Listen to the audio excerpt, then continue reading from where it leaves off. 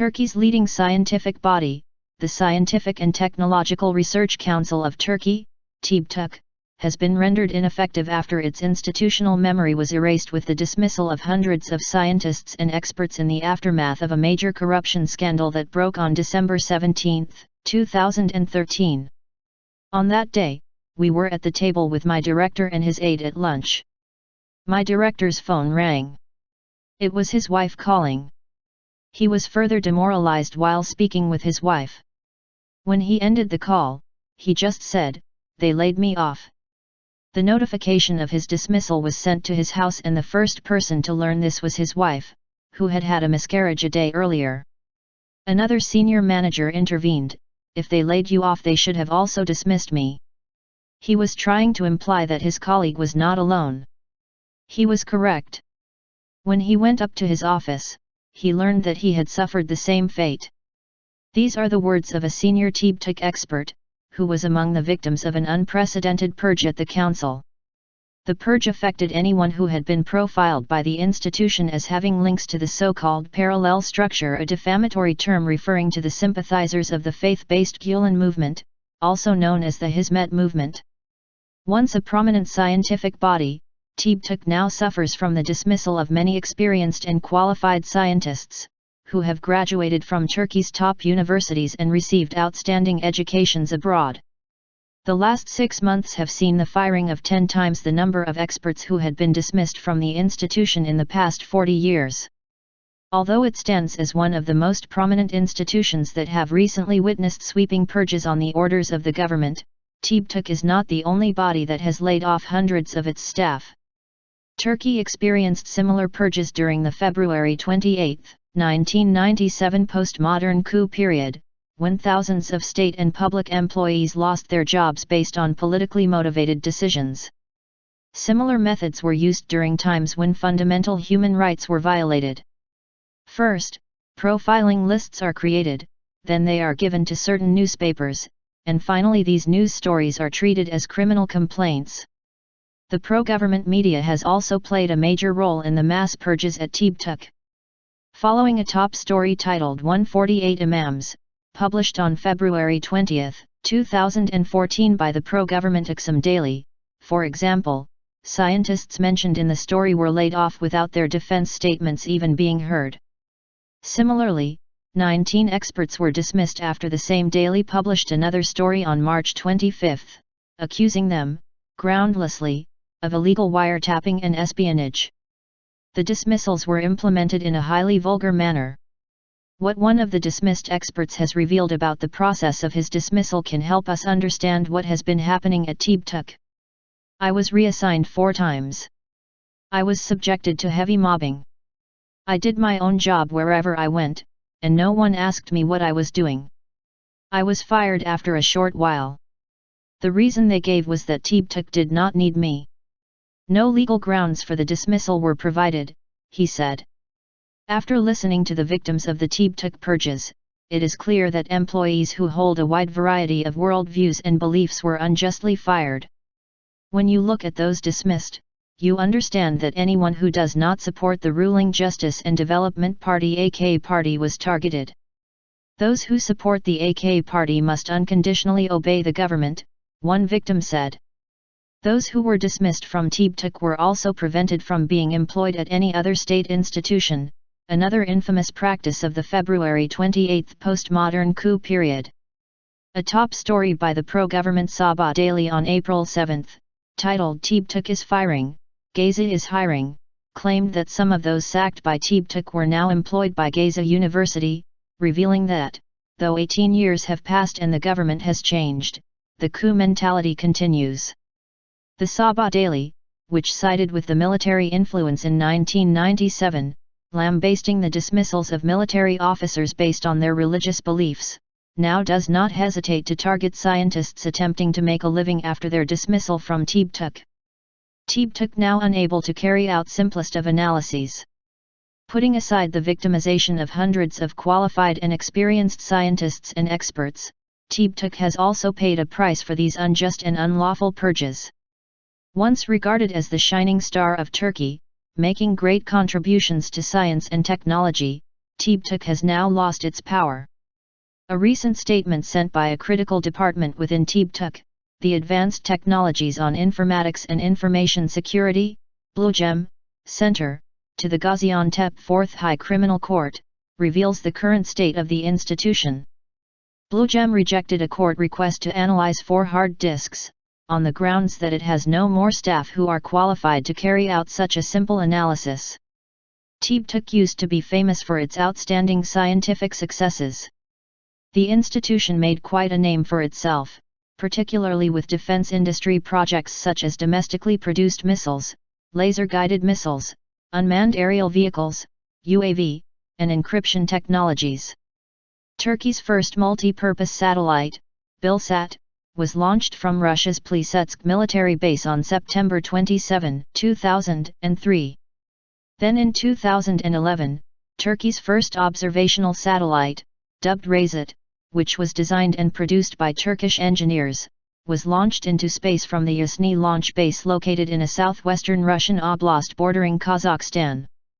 Turkey's second domestically produced Earth observation satellite, the Göktürk 2, was launched into space from the Gülen Satellite Launch Center in the Gobi Desert, near China's border with Mongolia on December 18, 2012. Göktürk 2 became the first national high-definition Earth observation satellite to be produced by TÜBİTAK and Turkish Aerospace Industries, TAI. Turkish scientists who returned to Turkey from abroad, following congresses held during the term of former Science and Technology Minister Nihat Ergun, contributed much to these successes. This project, which aimed to reverse brain drain, was partly successful. An expert who talked about the time when the institution completed major projects says TÜBİTAK staff were united and worked idealistically during that period. The same expert, who was recently fired from TÜBİTAK's Information Technologies Institute, says he used to work on projects that aimed to step up the cybersecurity of state institutions. He was even personally congratulated by the then Chief of General Staff for a project he accomplished. Currently nobody thinks about the fate of such projects. The staff have lost their motivation, he says. Another expert on information technologies says he was among a group who successfully designed cybersecurity projects for 2 top state institutions and prevented a possible Turkish WikiLeaks. Those who prevented Turkey's state secrets related to its national security from being obtained by foreign intelligence units were also among those fired, even though they should have been rewarded. Everything started with bugging device allegedly found in Erdogan's office.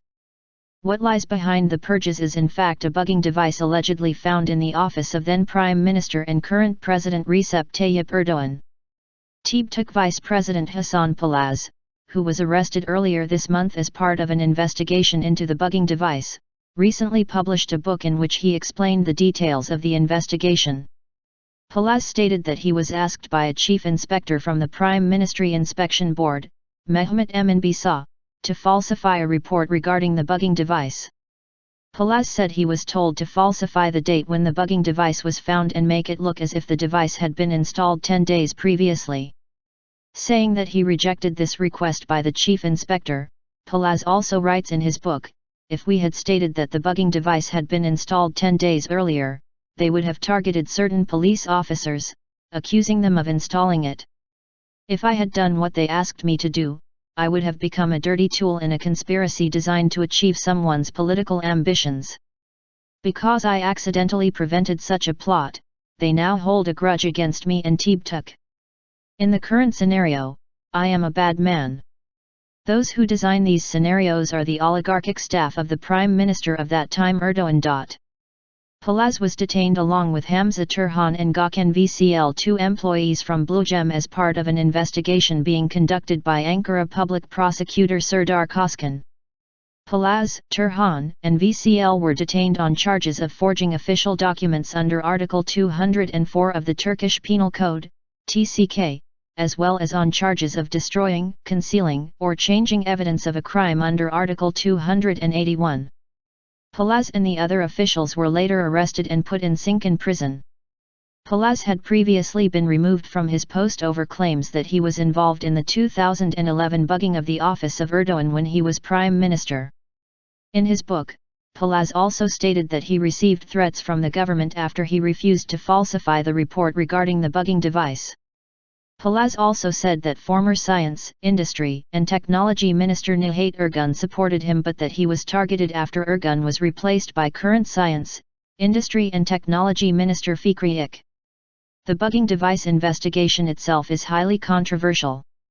Claims emerged that the bugging devices that have been found, which are the sole evidence in the ongoing trial, have gone missing from the Property and Evidence Department of the Ankara courthouse. Also in February, Erdoğan's advisor Mustafa Varank, who claimed to have found a bugging device in a search he conducted along with officers from the National Intelligence Organization, MT, said the search had not been recorded and no written proceedings were carried out with regard to the search, even though these actions were required. In his book, Palaz also wrote that many people, including various officials from TÜBİTAK, pressured him to resign from his post, adding, "They were trying to give the impression that if anyone refuses to obey them, they will dismiss them from their posts regardless of whether they are very successful managers." He also wrote that if he had agreed to falsify the report, he would have been promoted to a higher position by the government. Palaz also says in his book that the institutional memory of TÜBİTAK has been erased due to the successive dismissals at the institution, adding that the prevalence of dismissals increased in particular during İK's term as minister. There is no administrative investigation, defense, or disciplinary board. Because they could not look people in the eyes, they informed the scientists of their dismissal via email. This is a state-run agency, and thus there is a tradition of dismissing people, Palaz wrote. Unqualified managers replace dismissed staff. With the arrival of İK, 85 senior TÜBİTAK managers who had spent years at the institution were removed from their posts on February 28 of last year, on the anniversary of the February 28 coup. This means 80% of the managers at the institution have been dismissed. According to a performance system designed by former TÜBİTAK President Yücel Altunbaysak, who resigned from his post earlier this month, 5 institutes were labeled as excellent in late 2013. However, the directors of these 5 institutes were removed from their posts within months. Furthermore, unqualified people replaced those who were dismissed, the best example being the appointment of Ankara Zoo director Mustafa Sankar as vice president of TÜBİTAK's Turkish Academic Network and Information Center, Gülen. Altunbaysak first resisted the political pressure but gave up later and, during his term, more than 1,000 scientists, researchers, and engineers were dismissed from TÜBİTAK.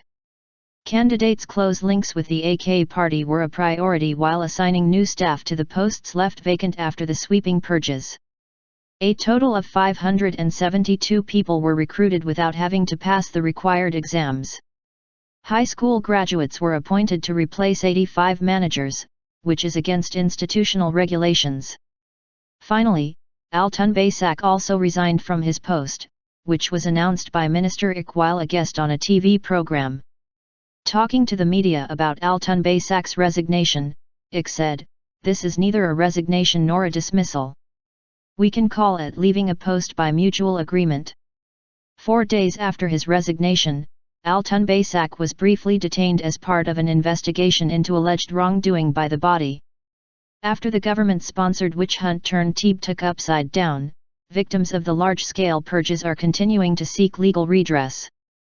Hundreds of re-employment lawsuits have been filed against the institution.